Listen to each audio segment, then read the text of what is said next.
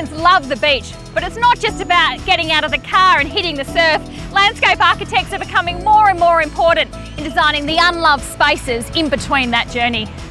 So Scott, Scarborough's been an iconic beach here in Perth, but for all the wrong reasons. It was pretty run down, it was pretty dodgy at night time. There was a huge car park right here. It was all about car parking, unfortunately. There was a lot of antisocial behaviour. It was a good place to probably get in a fight. Not a great place for families to hang around.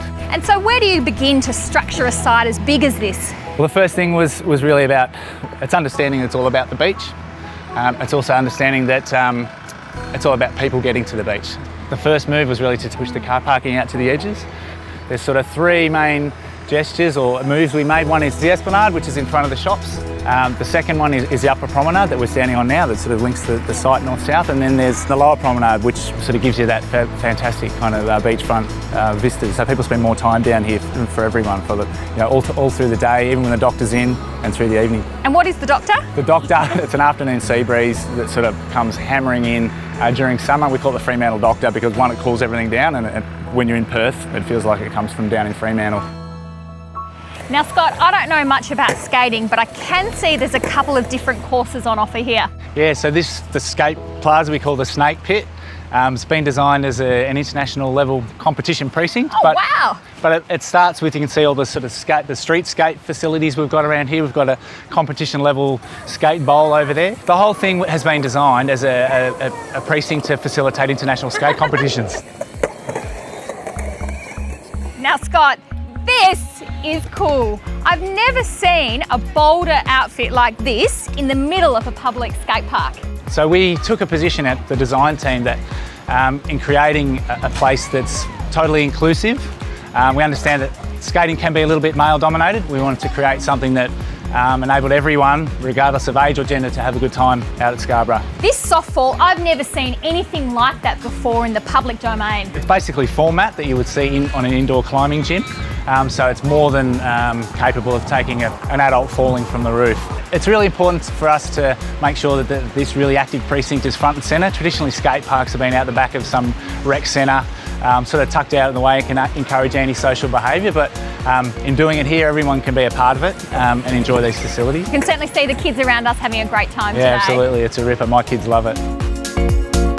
So Scott, this could have just been a normal sandpit and swing playground. It's inspired by a lovely Noongar story about the significance of whales. We worked with a local artist to come up with these forms and to integrate all the play elements within the whale structure. These are lovely. Yeah, so they're artworks that were drawn by the Maslin kids that were sadly killed over in the Ukraine aboard MH17. The parents gave us a number of the drawings, and we worked with the artists to have them etched into the concrete. So it sounds like art and artwork were a really big part of actually bringing the community and the stories of this place into this project. Yeah, absolutely. It's really about what makes Scarborough special. So there was a whole lot of conversations with lots of different members of the community, the Aboriginal community, locals who lived and worked here and loved the place. And the design team sort of took that as a bit of a brief, worked with a whole heap of artists to sort of tell those stories. And I just think it really adds a whole lot of richness to the place when you're out here. People come from different places. They would come to the beach or the river. They would pick up some sand and introduce themselves to the Waggle, the spirits' ancestors.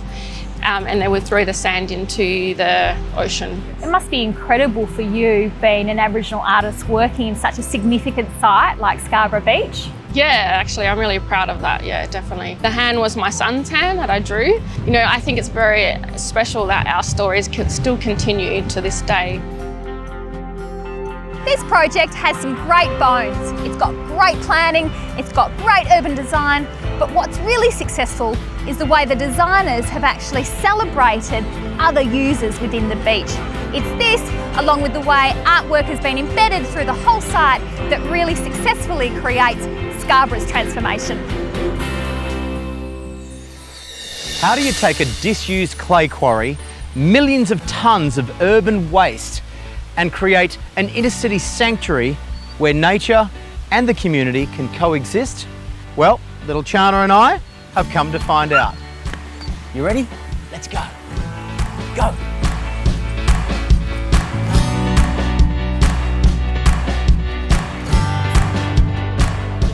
So we're standing on a pile of rubbish, aren't we?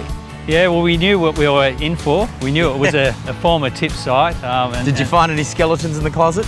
Oh, there was car bodies, there was mattresses, all sorts of household items. Initially, your job was really to grade the land and sculpt it all so that you could manage the water runoff.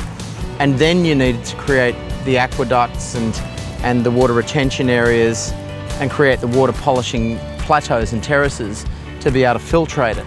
This is an impossible task, but give me a snapshot elevator version of how this water polishing works. Okay, well, the first point of call, I guess, in this whole system is the Munai Channel, which is in the northeast corner of the site. Water gets extracted out of the Munai Channel, gets fed through some primary pollutant traps. And that's stormwater, right? That's pure stormwater. After the pollutant traps, it moves into bioretention systems, which cleanse the water. That cleansed water falls into the ponds. And they're basically big garden beds full of bog plants, or plants that grow in water. Yeah, and do an amazing job to clean that water. So the water moves down through a series of ponds, then gets tertiary treated through the UV treatment plant before it gets reticulated through the site. So Scott, apart from the surrounding parklands, what are we looking at here? It looks fantastic.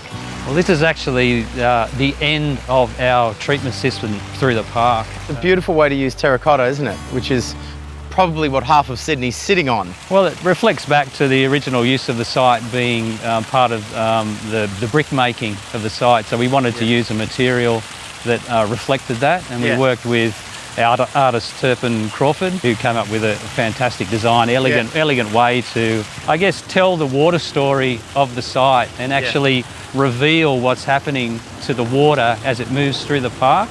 And a lot of people don't realise that, you know, plants actually do play a big part in taking up the toxins, as does the clay that it sits in, you know? Yeah, well, the bioretention systems in the park really serve as almost like, again, sponges, and they're kind of rice paddies that filter the polluted stormwater as water moves through our urban environments. Treating it wherever we can is a really good thing to do before it reaches our final water bodies. Also, it becomes a fantastic recreational resource for you and your dog, and you know, the habitat that we've created in this park as well has brought in a lot of new wildlife that hasn't been seen here for a while. That's got to feel pretty satisfying. As a designer, you'd know that it's a beautiful thing when you have something in your mind, and then you can actually physically visit that space that's been built and created. And there are moments in the park here where, you know, we've created nature. Taking on a derelict site with tons of city regulations and environmental requirements to create a pollution solution across 42 acres of gorgeous garden for Sydney is something that this design team should truly be proud of.